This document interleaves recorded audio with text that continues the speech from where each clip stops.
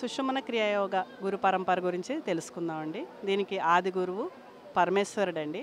పరమేశ్వరుడి నుంచి పార్వతీమాతకి, పార్వతీమాత వద్ద నుంచి నందీశ్వరుల వారికి, వారి వద్ద నుంచి సప్త ఋషులకి, వారి నుంచి శ్రీ శ్రీ భోగనాథ్ సిద్ధర్ గారండి.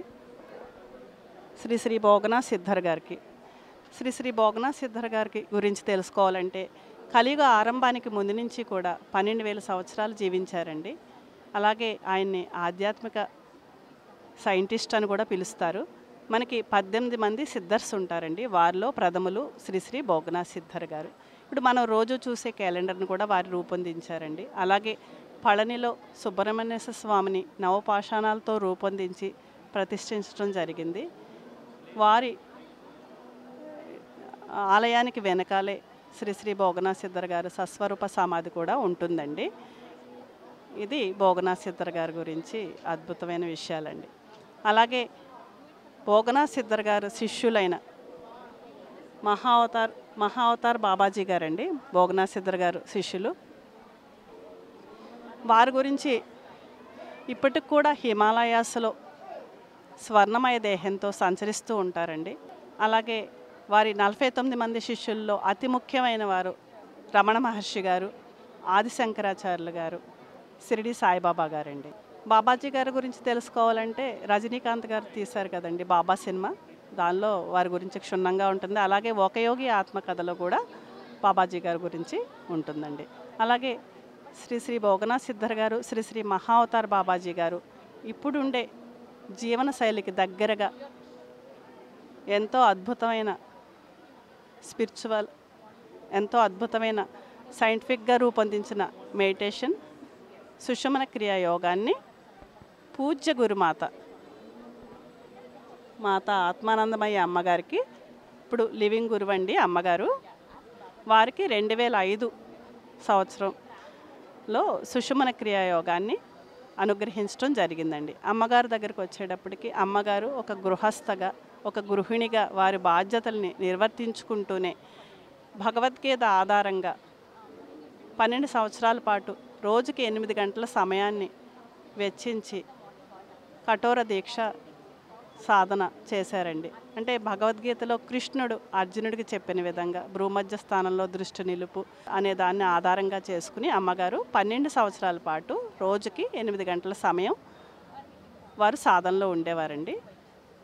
అమ్మగారిని విశ్వగురువుగా ఎంచుకొని పరమ గురువులు ఇద్దరు కూడా 2005లో సుషుమ్న క్రియా యోగాన్ని అనుగ్రహించడం జరిగిందండి. అప్పటి నుంచి కూడా అమ్మగారు దివ్య బాబాజీ ఆధ్యాత్మిక సేవా సంస్థని, అంటే మనకి ఇంటర్నేషనల్ లెవెల్లో సుషుమ్న క్రియా యోగ దివ్య బాబాజీ ఫౌండేషన్ని స్థాపించి ప్రపంచవ్యాప్తంగా ఉచిత ధ్యాన శిక్షణల్ని నిర్వహిస్తూ వస్తున్నారండి.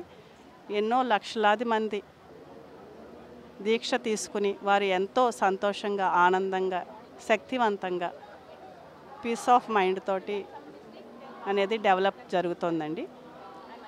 దీని ముఖ్య ఉద్దేశం ఏంటంటే ప్రతి ఒక్కరూ కూడా సాధన చేసినప్పుడు మనం physical health, mental health, emotional health, social health and spiritual వెల్బీయింగ్ని మనం డెవలప్ చేసుకోవచ్చు అండి.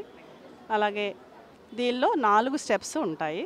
మొదటిది యోగముద్ర. ఈ యోగముద్రని మనం 2 చేతులు, చూపుడు వేళ్ళు 2, బొటన వేళ్ళు 2 టచ్ చేసి మిగతా వేళ్ళన్నిటినీ కూడా ఇంటర్లాక్ చేయడాన్ని యోగముద్ర అంటారు. ఈ బొటన వేళ్ళు 2 టచ్ చేసినప్పుడు సుషుమ్న నాడి అనేది యాక్టివేట్ అవుతుందండి. అంటే మనకి సుషుమ్న క్రియాయోగ సాధన అని చెప్పుకున్నాం కదండి. సుషుమ్న నాడి అనేది దైవనాడి అని కూడా చెప్పచ్చు. అలాగే ఈ చూపుడు వేళ్ళు 2 టచ్ చేసినప్పుడు ఇడా పింగళ నాడులు యాక్టివేట్ అవుతాయి. మిగతా వేళ్ళన్నీ మనం ఇంటర్లాక్ చేసినప్పుడు 72 వేల నాడులు కూడా మనకి యాక్టివేట్ అవుతాయండి. అలాగే యోగముద్ర అనేది ఫస్ట్ స్టెప్ అండి. అంటే దీనివల్ల మనం ఎంతో అధిక ప్రాణశక్తిని కూడా మనం తీసుకోగలుగుతాం అన్నమాట. మనకి 72 వేల నాడులు ఉంటాయండి. ఆ నాడుల్లోనే మనం ఇప్పుడు చెప్పుకున్నదనమాట. 2 వచ్చి ఓంకారం అండి. ఓంకారం మన నాభిస్థానం నుంచి మనం ఉచ్చరించాల్సి ఉంటుంది. అకారం ఒకంత అయితే మకారం 2 మనం పలకాలన్నమాట. ఓ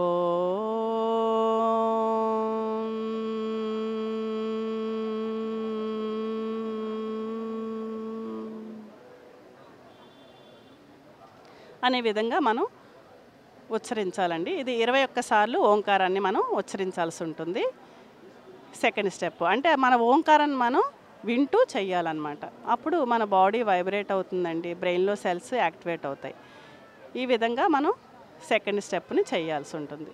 థర్డ్ స్టెప్ వచ్చేటప్పటికి బ్రీతింగ్ మెడిటేషన్ అండి. ఈ బ్రీతింగ్ మెడిటేషన్ వచ్చేటప్పటికి మనం అంటే ప్రాణాయామంలా చేయకూడదండి. మనం దీర్ఘంగా మనం ఇప్పుడు శ్వాస ఎలా చేస్తున్నామో అదే విధంగా దీర్ఘంగా మెల్లిగా చెయ్యాలండి. దీనిలో అమ్మగారు ఎప్పుడు ఏం చెప్తారంటే భావం ఈజ్ వెరీ వెరీ ఇంపార్టెంట్ అని చెప్తారండి. మనం శ్వాస తీసుకునేటప్పుడు మెల్లిగా మన పాజిటివ్ని తీసుకోవాలండి. అలాగే నిశ్వాస చేసేటప్పుడు నెగిటివ్ని వదిలిపెట్టేయాలి. అంటే మనం సంపూర్ణ ఆరోగ్యాన్ని తీసుకుంటున్నాం శ్వాసలో, నిశ్వాసలో మనలో ఉండే అనారోగ్యాన్ని వదిలిపెట్టేస్తున్నాం. అలాగే ఆనందాన్ని తీసుకుంటాం, మనలో ఉండే కోపాన్ని వదిలేస్తాం. అలా మనకి ఏ గుడ్ క్వాలిటీస్ కావాలో ఆ గుడ్ క్వాలిటీస్ని మీరు శ్వాస ద్వారా తీసుకోండి. అలాగే మనలో ఉండే బ్యాడ్ క్వాలిటీస్ని నిశ్వాస ద్వారా వదిలిపెట్టేయండి. ఇది థర్డ్ స్టెప్ అండి. ఫోర్త్ స్టెప్ వచ్చేటప్పటికి థర్డ్ ఐ పొజిషన్లో కాన్సంట్రేషన్. ఈ థర్డ్ ఐ పొజిషన్లో కాన్సంట్రేషన్ ఉన్నప్పుడు మనం ఎటువంటి ఆలోచనలు ఎవరు గుర్తుకు రాకూడదు, ఎటువంటి ఆలోచనలు ఉండకూడదండి. మనం ఇది చేసేటప్పుడు ఐబాల్స్ని పైకి తిప్పకూడదండి. తిప్పితే మనకి హెడేక్ వస్తుంది. మనం స్టార్టింగ్ నుంచి కూడా మనం ముద్ర తీయకూడదండి, కళ్ళు తెరవకూడదు. మనం స్టెప్ బై స్టెప్ మనం మారుతూ వెళ్ళాలన్నమాట. ఈ ఫోర్త్ స్టెప్లో వచ్చేటప్పటికి థర్డ్ ఐ పొజిషన్ కాన్సంట్రేషన్ అన్నప్పుడు మనం కొంచెం నెక్ని ఇలా పైకి అప్ చేసినప్పుడు మెల్లిగా మన ఫోకస్ అంతా కూడా మన భ్రూమధ్య స్థానం అంటే నుదుట మధ్య భాగంలో బొట్టు స్థానంలో మనం కాన్సంట్రేషన్ చేయాల్సి ఉంటుందన్నమాట. అప్పుడు మనకి కాస్మిక్ ఎనర్జీ మన బాడీలోకి ఎంటర్ అవుతుందండి. అప్పుడు మన నాడీ శుద్ధి అంటే మనం 72,000 నాడులు చెప్పుకున్నాం కదా, అవన్నీ నాడీ శుద్ధి జరిగి దాని ద్వారానే మనకి సంపూర్ణమైన ఆరోగ్యం, మానసిక ప్రశాంతత మనకి లభిస్తాయన్నమాట.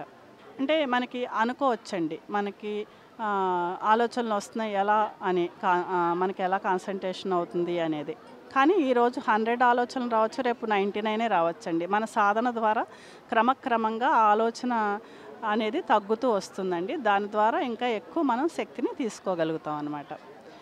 అలాగే అంటే మనకి ఇంకొకటి కూడా ఉందండి, ఆలోచనకి మధ్యలో 4 సెకండ్స్ గ్యాప్ ఉంటుంది. ఆ 4 సెకండ్స్లో మనకి కాస్మిక్ ఎనర్జీ అనేది ఎంటర్ అవుతుందన్నమాట.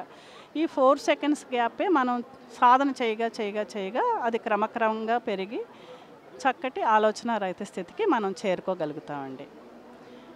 ఇది 4 స్టెప్స్ మెడిటేషన్ అండి. ప్రతిరోజు 49 రోజులు ఫస్ట్ దీక్ష తీసుకోవాలండి. 49 రోజులు 49 నిమిషాలు చెయ్యాలి అంటారు. కానీ మీ కంఫర్ట్ని బట్టి మీరు 21 నిమిషమైనా ఎంచుకోవచ్చు, లేదా 49 నిమిషాలైనా ఎంచుకోవచ్చండి. ప్రతిరోజు సాధన మాత్రం తప్పకుండా చేస్తేనే మనం ఇందులో అనేది పాజిటివ్ గ్రహించగలం అనమాట. ఏంటంటే మనకి పాజిటివ్ అనేది మనం గ్రహించాలంటే ఫస్ట్ 49 డేస్ క్రమం తప్పకుండా చెయ్యాలండి. అలాగే మీరు దీని తర్వాత మనకి ఆ పాజిటివ్ అనేది గుర్తించినప్పుడు లైఫ్ లాంగ్ మనం ఆటోమేటిక్గా కనెక్ట్ అవుతాం. కానీ ఫస్ట్ ఒక్కరోజు మానేసిన ఫస్ట్ 49 డేస్లో 10 రోజులు యాడ్ చేసుకోవాల్సి వస్తుంది. మనం సపోజ్ ఈరోజు ధ్యానం మొదలుపెట్టామంటే క్యాలెండర్లో డేట్ నోట్ చేసుకోవాలండి. ఫస్ట్ 49 డేస్ చక్కగా చేసుకోవాలి. మనకి ఎప్పుడైనా అంటే మనకి పని ఒత్తిళ్ళు అలా ఉన్నప్పుడైనా ఒకవేళ అదే టైంలో మనం చేసుకోలేదు, మనం రోజువారీ చేసుకునే టైంలో చేసుకోలేదనుకోండి, మనం ఆ నైట్ పడుకునే లోపు 12 గంటల లోపు ఎప్పుడైనా సరే మనం ఆ ధ్యానం కంప్లీట్ చేసేసుకోవచ్చండి. చేసేసుకుంటే ఆ రోజు కూడా కౌంట్ అయిపోతుంది అనమాట. ఇది మొత్తం ధ్యాన ప్రక్రియ అండి. అలాగే మనం మార్నింగ్ మెడిటేషన్ తర్వాత ఇంట్రాస్పెక్షన్ కూడా చేసుకోవాలండి. సెల్ఫ్ ఇంట్రాస్పెక్షన్ మనం చేసుకోవాలి. నైట్ పడుకోబోయే ముందు 10 మినిట్స్ ఇంట్రాస్పెక్షన్ చేసుకోవాలండి.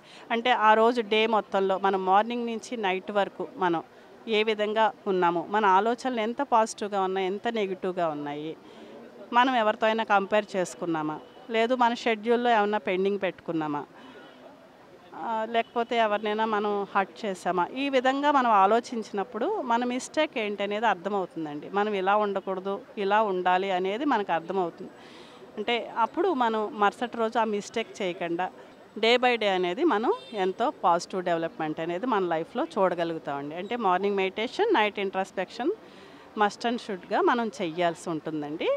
అలాగే ఇప్పుడు చూడండి, మన 2 కాళ్ళ మీద మనం ఎంత ఈజీగా నడవగలుగుతాం, అంతే ఈజీగా ఈ 2 మనం మార్నింగ్ మెడిటేషన్, నైట్ ఇంట్రస్పెక్షన్ చేసుకున్నప్పుడు మన లైఫ్లో కూడా మనం ఏదైతే గోల్ పెట్టుకున్నామో ఆ గోల్ని సక్సెస్ఫుల్గా హ్యాపీగా రీచ్ అవ్వగలుగుతామండి. మంగళం నిత్య శుభమంగళం అండి. Like and subscribe Eagle Media Works.